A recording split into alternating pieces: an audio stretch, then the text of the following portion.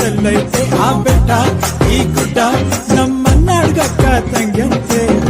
ಹುಟ್ಟಿದ್ರೆ ಎಂದು ನಾವು ಕನ್ನಡ ನೆಲದಲ್ಲಿ ಹುಟ್ಟಬೇಕು, ನುಡಿದರೆ ಬಾಯಿ ತುಂಬ ರತ್ನನ್ ಪದ ನುಡಿಬೇಕು.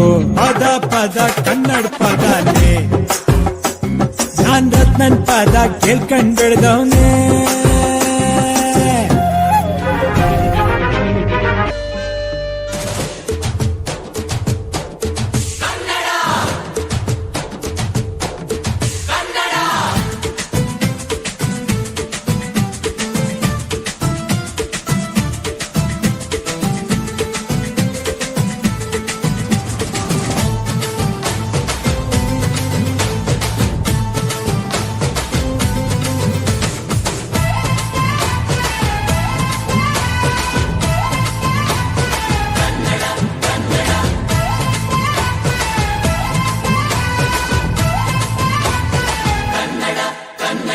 ಅವ್ವ ಕಣ್ಣು ನಮ್ ಜೀವ ಕಣ್ಣು, ನಮ್ಮ ಅವ್ವ ಕಣ್ಣು ನಮ್ ಜೀವ ಕಣ್ಣು, ದೈವ ಕಣ್ಣು ನಮ್ ಗರ್ವ ಕಣ್ಣು, ಸಿದ್ಧ ಕಣ್ಣು ಪ್ರಾಣ ಕೊಡೋಕೆ ಇನ್ನೆಲ್ಲ ಚೆಲ್ಲ ನಾಟ ನುಡಿಗೆ, ಇನ್ನೆಲ್ಲ ಚೆಲ್ಲ ನಾಟ ನುಡಿಗೆ. ನಮ್ಮ ಅವ್ವ ಕಣ್ಣು ನಮ್ ಜೀವ ಕಣ್ಣು, ದೈವ ಕಣ್ಣು ನಮ್ ಗರ್ವ ಕಣ್ಣು.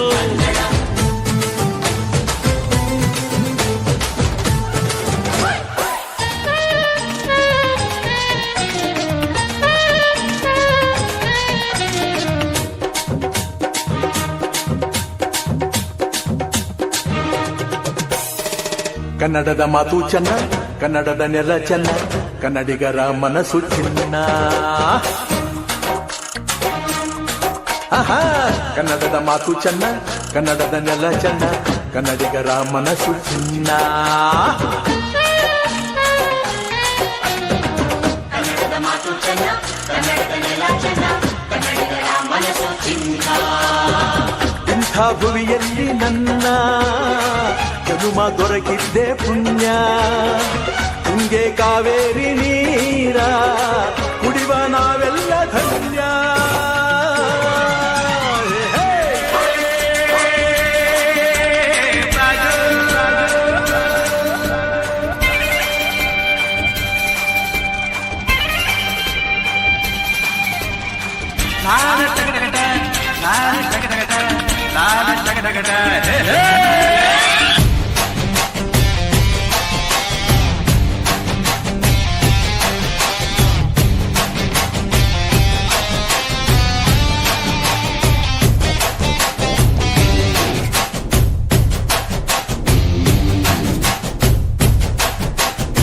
ಹುಟ್ಟಿದರೆ ಕನ್ನಡ ನಾಡಲು ತೆಪ್ಪಬೇಕು, ಮೆಟ್ಟಿದರೆ ಕನ್ನಡ ಮಣ್ಣು ಬೆಟ್ಟಬೇಕು. ಬದುಕಿದ್ದು ಚಟ ಬಂಡಿ, ಇದು ವಿಧಿಯೋಡಿಸುವ ಬಂಡಿ.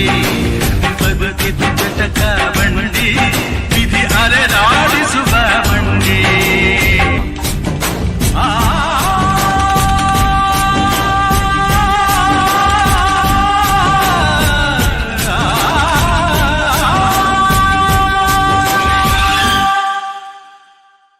ಶರಣಯ್ಯ ಶರಣು ಬೆನಕ, ನೀಡಯ್ಯ ಬಾಳೆಲ್ಲ ಬೆಳಗುವ ಬೆಳಕ.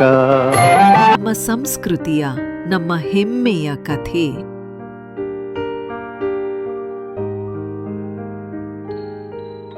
ಅಯ್ಯೋ, ಈ ಕನ್ನಡದ ಪುಸ್ತಕಗಳನ್ನು ಓದುತ್ತಾ ಏನೋ ಮಾಡುತ್ತೀಯ?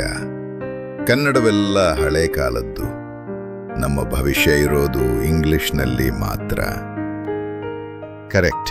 ಇಂಗ್ಲಿಷ್ ಭಾಷೆ ಇಲ್ದಿದ್ರೆ ಕೆಲಸ ಸಿಗೋದು ಕಷ್ಟ. ಈ ಕನ್ನಡಕ್ಕೆ ಏನಿದೆ? ಬರೀ ಹಳ್ಳಿ ಜನ ಮಾತಾಡೋ ಭಾಷೆ. ಕೋಪದಿಂದ ಹಾಗೆಲ್ಲ ಮಾತಾಡಬೇಡಿ. ಕನ್ನಡ ಕೇವಲ ಹಳ್ಳಿಗಳ ಭಾಷೆಯಲ್ಲ, ಅದು ನಮ್ಮ ಸಂಸ್ಕೃತಿ, ನಮ್ಮ ಇತಿಹಾಸ ಮತ್ತು ಭವಿಷ್ಯವೆಲ್ಲ ಕನ್ನಡದಲ್ಲೇ ಇದೆ. ಮಕ್ಕಳೇ, ಕೋಪ ಬೇಡ. ನಮ್ಮ ಕರುನಾಡಿನ ಬಗ್ಗೆ ನಿಮಗೆ ಗೊತ್ತಿಲ್ಲ.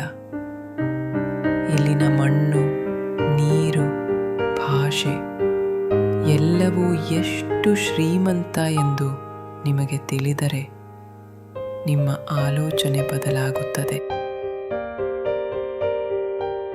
ಅಜ್ಜಿಯ ಮಾತುಗಳಲ್ಲಿ ಒಂದು ವಿಶೇಷ ಶಕ್ತಿ ಇತ್ತು. ಅವರ ಮಾತುಗಳಿಂದ ಕಾಲವೇ ಹಿಂದಕ್ಕೆ ಸರಿಯಿತು. ಅಜ್ಜಿಯ ಕಲ್ಪನೆಯಲ್ಲಿ ಅವರು ಕನ್ನಡದ ಆದಿಕವಿ ಪಂಪನನ್ನು ತಮ್ಮ ಸಹೋದರನಂತೆ ಕಂಡರು.